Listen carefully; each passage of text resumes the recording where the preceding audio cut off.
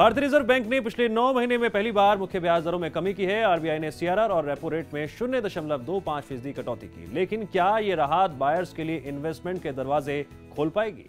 CRR और repo rate में कटौती हुई तो बैंकों ने भी अपने लोन की दरों में कमी की।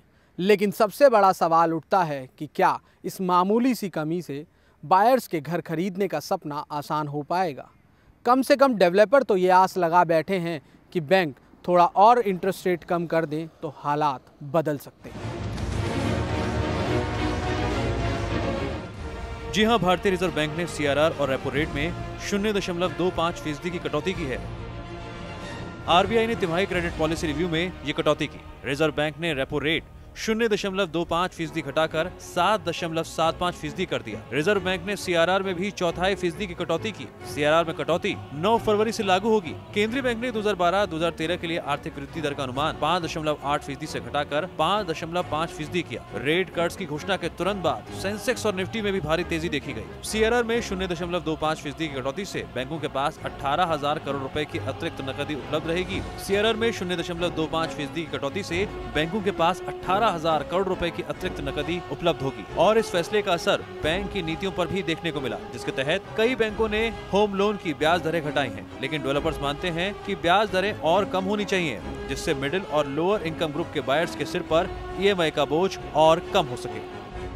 इस बार जो मूव है उसको हम लोग इस तरह से देख रहे हैं कि रेपो रेट घटने से बैंक का जो लिक्विडिटी है वो बढ़ती है और कहीं ना कहीं उनको इंटरेस्ट रेट कम करने में थोड़ा हेल्प मिलता है।